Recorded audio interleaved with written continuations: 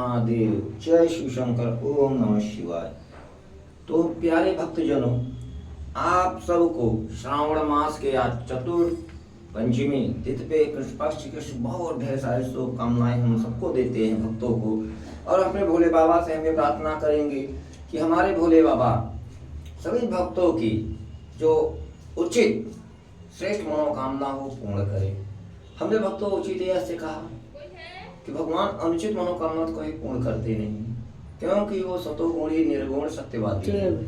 इसलिए वो उचित ही मनोकामना पूरी करेंगे जिससे जन का कल्याण हो, संसार का हित हो। तो भक्तजनों, आज कुछ श्रावण मास पे और उनकी कुछ पुण्य तिथि के विषय में थोड़ा बात करेंगे। तो भक्तों, श्रावण मास विशेष तरह से जो प्रयोग क्यों हुआ, आप सबके साथ हम कुछ इस जानकारी को, ज्ञान को शेयर करना चाहते हैं। प्यारे भक्तों, ये श्रावण मास उस समय की बात है जब देवता असुर में घोर संग्राम हुआ और वहां पे हमारे देवता कुछ निर्बल पड़ गए। तो वो जाके श्री हरि विष्णु भगवान से प्रार्थना किए कि हमें हमारे ही घर से निकाल दिया गया। भक्तजनों देखो, गुण के सब अधीन होते हैं। देवता राक्षस एक ही पिता से उत्पन्न हुए हैं, माताएं अलग अलग थी। द्वितीय हो गई। पिता तो हमारे कश्यप महाराज ऋषि ही थे, दोनों के, देवता और असुरों के। परंतु देवताओं ने धर्म मार्ग सत्कर्म छोड़ दिया, वो दुष्कर्म करने लगे। इसके फलस्वरूप और राक्षस असुर बन गए। अब देवताओं ने वेद पुराण प्रभु की आज्ञाओं के अनुसार चलना प्रारंभ किया, वही देवता बन गए। यही नियम आज भी भक्तों है कि जो वेद पुराण महात्मा सत्संग के अनुसार जीवन व्यापन करते हैं वो देवता बनते हैं, वो मनुष्य ही देवता हैं। और जो इसके विरुद्ध चलते हैं वही राक्षस बन जाते हैं। हमारे रावण भी तो ब्राह्मण के ही पुत्र थे, ब्राह्मण थे, उनके भाई विभीषण भी थे। एक अमर बने, कीर्ति स्थापित किया भक्ति के द्वारा, ज्ञानमय भक्ति। और एक ने सिर्फ ज्ञान लेके उसका दुरुपयोग किया, वरदान लेके, परिणाम स्वरूप उनका विनाश हुआ, उनको अपकीर्ति मिली। तो भक्तों, ये श्रावण मास जब इसी तरह देवतासुर में संग्राम हुआ तो कुछ हमारे देवता गण निर्बल हुए, असहाय हुए। तो भगवान श्री हरि के उपदेश से उस समय दुर्वासा ऋषि महाराज के श्राप से लक्ष्मी जी भी अदृश्य हो गई थी, जिनको पहले श्री नाम से जाना जाता था। वो भृगु ऋषि के कन्या के रूप में प्रकट हुई थी। तो श्री के लुप्त हो जाने से देवता निर्धन हो गए, निर्बल हो गए। श्री माता लक्ष्मी जब नहीं रहती, हम सब असहाय से हो जाते हैं, विवश हो जाते हैं। एक निर्बल भी हमारा उपहास करता है बगैर धन के। वही जब श्री माँ हमारे पास रहती हैं तो हम अकेले रहते हुए भी सर्वशक्तिमान बन जाते हैं, धन के सब अधीन हो जाते हैं माता श्री के।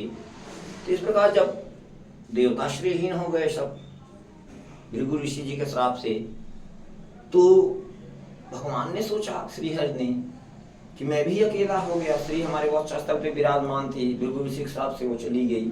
अब उनके बिना हमारा भी मन नहीं लगता, संसार का काम भी नहीं होता। इस समय देवता निर्बल भी हो गए। तो भगवान श्री विष्णु ने बहुत सोच समझ कर एक उपाय निकाला। देवताओं से कहा कि काम करो देवताओं, हे देवगणों, आप सब जाइए असुरों के पास, उनसे संधि मित्रता पहले करिए धर्म के लिए। किसी से छल कपट बस मित्रता किया जाए, स्वार्थ के लिए नहीं, संसार जन कल्याण के लिए। तो देवताओं ने कहा कि हम जाएंगे तो हमें पकड़ेंगे, बंदी बनाएंगे, मारेंगे। भगवान ने कहा ऐसा कुछ नहीं करेंगे, वो बुद्धिहीन है। लोभी को लोभ दो, उनसे जाके कहिए हम समुद्र मंथन करेंगे और समुद्र मंथन से जो वस्तुएं निकलेगी हम आपस में बांट के लेंगे, उससे अमृत हम प्रकट करेंगे। अमृत के हम सब अमर हो जाते हैं। तो देवताओं ने भगवान श्री हरि के कहने के अनुसार ही सब काम किया। असुर से वो तैयार मान गए। उसके बाद समुद्र मंथन हुआ। तो समुद्र मंथन में आगे की तरफ असुरों को कर दिए, पाछे पूंछ की तरफ, बासुकी की तरफ जो पूंछ था शेषनाग का, उनकी तरफ देवताओं को कर दिए। क्यों? देवता नाजुक कोमल होते हैं और असुर कठोर होते थे। वो जब उनके हमारे नागदेव के मुख से जो अग्नि ज्वाला निकलती है वो देवता नहीं सहन कर सकते थे, इसलिए उसको आगे कर दिया। समुद्र मंथन होने लगा। भक्तगणों, धीरे धीरे नवरत्न निकले, हमारे अप्सराएं वहां से निकली, लक्ष्मी माता भी निकली, धन्वंतर महाराज निकले थे वो अमृत लेकर। तो सूरा मदिरा भी निकला, वो देवताओं को ले लिए। एरावत निकला, वो देवताओं को दे दिए। जो अच्छी वस्तुएं धर्ममयी थी वो देवता ले लिए, जो हानिकारक अशुद्ध थे वो असुरों को देते गए। अंत में जब अमृत निकला, अमृत लेके निकले, असुरों को ऐसा कुछ लगा कि अच्छी अच्छी वस्तुएं देवता ले रहे हैं, कहीं ये भी ना देवता ले लें। तो उसमें से एक असुर धन्वंतरी के हाथ, महाराज के हाथ से लेकर भाग गए। तो धन्वंतरी महाराज आयुर्वेदिक दवाओं के देवता हैं। वो भक्तगणों, आप अगर कोई भी दवाओं का सेवन करते हो तो एक बार श्री धन्वंतरी महाराज की जय ऐसा करके उनसे निवेदन करके वो दवा ग्रहण करेंगे तो 10 गुना कार्यशाली हो जाती है, शक्तिशाली हो जाती है, उसका कार्य 10 गुना पावर बढ़ जाता है। तो इस तरह जब अमृत लेके भाग गए देवता, तो भक्तगणों हम आप बात करेंगे थोड़ा सावन के विशेष महत्व पर। तो उसी समुद्र मंथन में कालकूट विख भी निकला था। जब वो कालकूट विख निकला तो सारा जहान में अंधकार सा छाने लगा। सब उसके वायु के स्पर्श से, कालकूट के विख से, वो जो वायु चलती थी उसके ही प्रभाव से सब देवता गण, मनु, मानव, पक्षी गण, गंधर्व, पशु पक्षी सब विचलित हुए। उनको एक नशा सा छाने लगा, बेहोशी सा। उसको जब प्रभाव देखेंगे बिना छुए स्पर्श किए ही जब इसका प्रभाव इतना खतरनाक है, तो ये जिसके ऊपर एक बूंद पड़ेगा या जो उसको चखेगा उसका क्या हाल होगा। सब देवता विचलित हो गए। तो फिर ब्रह्मदेव श्रीहरि के पास गए। श्रीहरि ने उपदेश किया कि इसको, मैं तो भाई दूध मक्खन खाने वाला मिश्री में हुआ, मैं विख को कैसे सहन कर पचा सकता हूँ। अगर इसको पचाने की क्षमता है तो हमारे श्री भोले बाबा में वो तामसी हैं, क्रोधी हैं, और विख का गुण भी तामसी होता है, उत्तेजना जलन पैदा करता है, और इस जलन को भोले बाबा ही सहन कर सकते हैं, मैं नहीं। तो इस प्रकार जब सब देवता भोले बाबा के पास गए तो भोले बाबा ने हमारे अपनी प्रतिभा अपना नाम करने के लिए नहीं, जैसे हम लोग कुछ काम करते हैं तो जैसे हम भागवती करते हैं, कुछ काम करते हैं तो कुछ भागवत भगवान के प्रवचन के लिए किया जाता है, कुछ भागवत लोग करते हैं अपने प्रचार के लिए, मेरा नाम बढ़े, मुझे ज़्यादा से ज़्यादा भागवत करने का कथा मिले ताकि मेरा अर्थ वृद्धि हो, धर्म वृद्धि हो, ज्ञान वृद्धि हो। भक्तों इस पर कम विचार किया जाता है, अब अर्थ वृद्धि पे ज़्यादा ध्यान दिया गया था, अर्थ की वृद्धि हो, धन की। तो इस प्रकार भोले बाबा संसार के हित के लिए वो विख दिए थे, अपने नाम के लिए नहीं। तो भगवान श्री भोले बाबा महादेव ने वहाँ समुद्र मंथन के पास जाकर उस विख को ग्रहण किया और भोलेनाथ उस विख को पी गए, और वो विख उन्होंने पीते समय कंठ में धारण कर लिया, इसलिए उसका कंठ नीला पड़ गया, इसलिए नीलकंठ भोलेनाथ करवाने लगी। पर उस पीते समय 1-2 बूंद कुछ छलक गया था, तो उसी विख को नाग लोगों ने पी लिया था, जिसमें नागों में तब से विख होने लगा। पहले नाग में, सर्प में विख नहीं होते थे, उसी जहर का प्रभाव एक सब विखधारी हुआ। इस तरह से जितने भगवान भोले बाबा ने हमारे पिया था, श्रावण मास के स्पर्श का प्रतिपदा पहला दिन था, इसलिए भक्त करो प्रतिपदा शिव स्थापना, शिव पूजन के लिए अच्छी तिथि मानी जाती है। जो तिथि का पहला दिन, मास का पहला दिन होता है कृष्ण पक्ष का, तो भगवान ने प्रतिपदा को पिया। तो भगवान ने जब पिया तो उनको थोड़ी सी मदहोशी, जलन, बेचैन होने लगे, गर्मी उठकर उनको फूंकने लगा शरीर में। तो ये सब देवता देख के घबरा गए। तो देवताओं ने विचार किया कैसा करिए कि भगवान भोले बाबा को नहलाइए। तो उन्होंने जल लेकर घड़ा में सब देवताओं ने भोलेनाथ को स्नान कराना शुरू किया। उसको नहलाते नहलाते नहलाते भक्त करो 1 मास बीत गया। जब श्रावण मास की पूर्णमासी आई तो उसमें भोले बाबा हमारे पूर्ण रूप से प्रसन्न चित्त हो गए।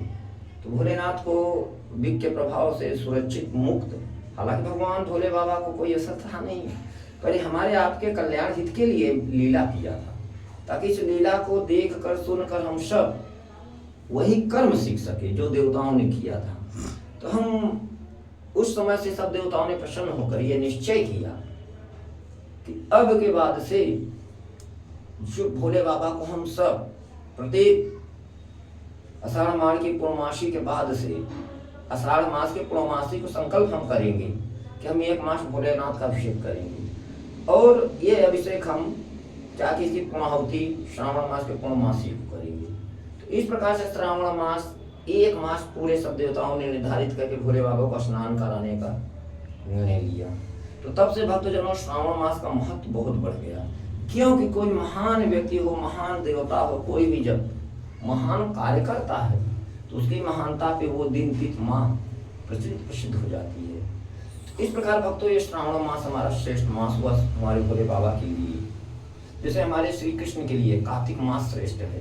क्यों? क्योंकि उस मास में माता वृंदा का जन्म तिथि भी आता है कार्तिक मास को, पूर्णमासी को, और बीच में भगवान श्री हरि ने शंखासुर का वध भी किया था, जो समुद्र का पुत्र था, वेद चुरा के समुद्र में चले गया था। अब वहीं पे देवताओं ने श्री हरि को माघ मास, क्षमा कीजिएगा, कार्तिक मास शुक्ल पक्ष एकादशी के भोर में भगवान श्री हरि को जगाया था। और भगवान ने पूष मास में जाकर उस वेद को पूर्णमासी को समुद्र से लाया था। अब उसी पूर्णमासी से लेकर समस्त माघ मास तक प्रयागराज प्रभास तो अक्षय वट के नीचे, और वह दशाश्वमेध पे 100 यज्ञ ब्रह्मा जी ने किया था, तभी उसका नाम पड़ गया दशाश्वमेध घाट। तो इस प्रकार से भक्तगणों जो हमारे श्री हरि श्री भोले बाबा महान महान कार्य किए, जिस स्थान पे किए, वो मास, वो तिथि, वो दिन, वो स्थान करोड़ों गुना पुण्यशाली हो गए। क्योंकि हमारे भोलेनाथ अब भोले श्री हरि जो काम करते हैं वो हम सबके लिए आदरणीय, आदर्शीय, अनुकरणीय हो जाता है, जिसका हम अनुकरण करें, अनुसरण नहीं करें। क्योंकि भोलेनाथ भी पी सकते हैं, हम आप नहीं। श्री हरि गोवर्धन उठा सकते हैं भक्तगणों, हम आप नहीं। तो हमें प्रभु के आदेश का पालन करना चाहिए, उनके अनुसार अनुसरण नहीं करना चाहिए। तो इस प्रकार भक्तों ये टूटा फूटा जो शिव के बारे में, हमारा श्री श्रावण मास के बारे में थोड़ा सा जो ज्ञान आपके बीच शेयर किया गया, अगर आप लोगों को प्रिय अच्छा लगे तो इसे भक्तों ज़्यादा से ज़्यादा शेयर करें और सब्सक्राइब करें, ताकि हम इसी तरह आप सबके बीच उत्साह, आपसे प्रोत्साहन पाकर हम भक्ति को आगे बढ़ाते रहें। तो बोलो श्री शंकर भोलेनाथ की जय, श्री हरि कृष्ण भगवान की जय।